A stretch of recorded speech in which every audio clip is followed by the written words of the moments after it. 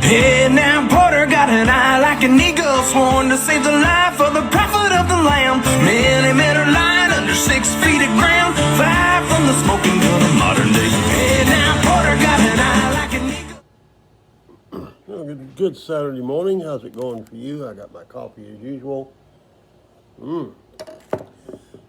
As much as I decline to write on national politics, which I think is rather stupid actually, something keeps popping up the last couple of days and it's in my face. And I had to comment on it. So here's what I'm going to comment. First off, I am a Trump supporter. I was on most things. I love to see the Donald kick them Mexicans over that fence, and I love to see him loosen up on them regulations, open up our oil wells in Texas. That's all very fine and everything. But something came up, and it's so blatant that I've got to comment on it. And my conservative friends out there, which I am one of you, but we're going to have to pull our heads out of Mr. Ass and start listening a little bit, okay? The coming up elections, there's a cog that's missing in the wheel. Forever and ever and ever, we've had absentee voting. There's certain little old ladies that just can't get down there to the firehouse and vote. Certain people that don't want to, just don't want to go and get in line. Some people don't want to vote at all, but their wife makes them. So we've had absentee voting, and as soon as you can get out there, you do it, Now, on the other hand, we got a post office that's been strapped for years, why people in Britain are paying a substantially large amount to mail letters. We've always been under the umbrella of a postal system that's fairly forgiving, okay? And we've got UPS and FedEx and all that. But here's the deal, okay? Because of the pandemic, and whether you believe it's real or not or whatever, even the most ardent deniers have to admit, when it comes to going down and getting in a line full of people for an hour or so with a bunch of perfect strangers, makes you a little sketchy. It does me. I'm not going to vote this year. Okay. Anyway, makes you a little bit sketchy. And so they said, well, we're going to go ahead and mail out these mail-in ballots and everything. You fill out your ballot and you mail it back in. That seems pretty simple. I mean, okay. In fact, when the first people come up with problems with it, fueled by the White House, of course, I said, well, it's real easy. If you're a registered voter, you simply print these things up, you serially number them, and you mail it to registered voters. That way they get their little ballot with their name on it to their address where they're registered. And most responsible voters, if you didn't get it, sit down and notice, if you haven't gotten your ballot by now, please call or email here, and we'll send you another one and cancel the first one. Very simple. I mean, well, it's simple for a Texan. It's not too simple for somebody from California or New York. But for a Texan, serially numbered documents that you check and sign, it's kind of like sending in your income tax. And you notice they never lose that.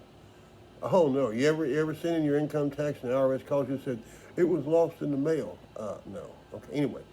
But anyway, here comes the Donald.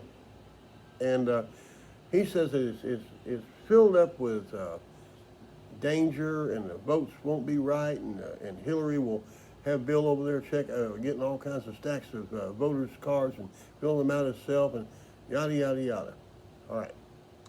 And what it is right now, Joe Biden and his girlfriend are running ahead in the poll about 9 points. That's greater than Lyndon Johnson's landslide, folks, okay? Come on, let's get real here. In about 9 points. Anyway, so old Joe, he might be sleepy, but he's stumbling across that stage marching toward the White House, and that's a fact. So President Trump is worried about this, so what he does is he puts a chokehold on funding to our post office. Now, what that'll do in the end is it's going to cost you $3 or $4 for a postage stamp before it's all said and done. In addition to that, you're worried about the votes being counted properly and everything. Well, if he gums up the old post office, you're not going to have to worry about them votes because they ain't going nowhere, all right? About half, I think this morning what I heard on one news program, half the country wants to mail in their votes because they convinced us. Corona's out there. It's gonna kill you. You know, after it kills grandma. Okay, so half the country are not going to the firehouse. They already made that. Looks like I just said, I'm not voting. It don't make any difference anyway. I mean, look how they screwed it up. You know, I'm not going to vote anyway. I'm probably never going to vote again. But the thing is, half the country thinks like me right now. Screw this. If I can't just mail it in, hey, I don't care if they elect a ham sandwich for president. Don't make any difference anyway. You know, just if you want an opinion on politics, just pick CNN, Fox, or Reuters, and whichever side of the fence you're on, you'll find it, because they're all telling completely different stories. At any rate, I have a solution. I know what President Trump's ambition is. Now, it came to me in a flash of light. You know, I heard this voice out in the yard, and this voice said it's real simple. Okay, you don't have to kill the post office.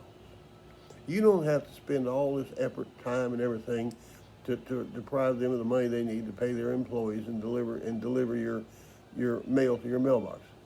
To get the same result, all you have to do is print up a bunch of signs, okay, and put them above the door of every polling station, and you'll get the exact same result. Just make the sign say, white only. Hey, now Porter got an eye like an eagle's horn to save the life of